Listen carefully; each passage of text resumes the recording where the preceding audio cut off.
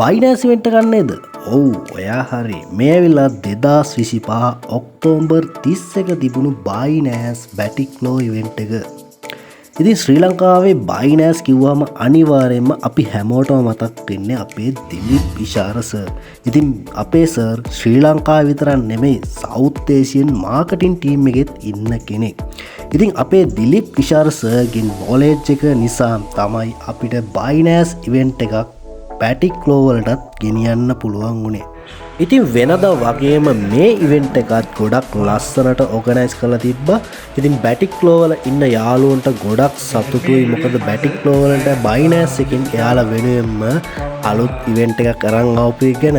ඉතින් අපි බලමු කොහොමද එයාලා බැටික්ලෝවල බයිනෑස් ඉවෙන්ට් එක එන්ජොයි කරේ කියලා.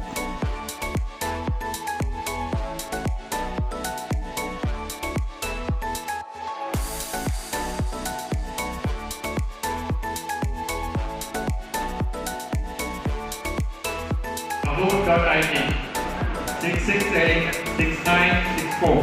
ඒ වගේම තමයි එයාලට බයිනෑස් ඇප් එකේ තියෙන අලුත් අප්ඩේට්ස් ගැන ලොකු නොලෙජ් එකක් ගන්න පුළුවන් වුණා. ඒ ගැන අපේ දිලිප් ඉෂාර සර් එයාලට එක්ස්ප්ලেইন කරා.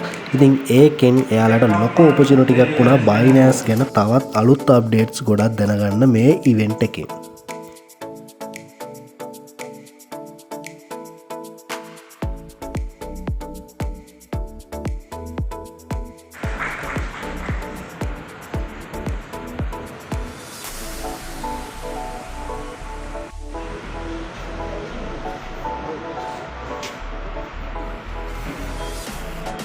ඒවගේම තමයි එයාලා වෙනුවෙන්ම ෆන් ගේම්ස් කීපයකුත් ඇරෙන්ජ් කරලා තිබුණා. ඉතින් ඒ හැම එකක්ම එයාලා ගොඩක් සතුටින් එන්ජොයි කරා.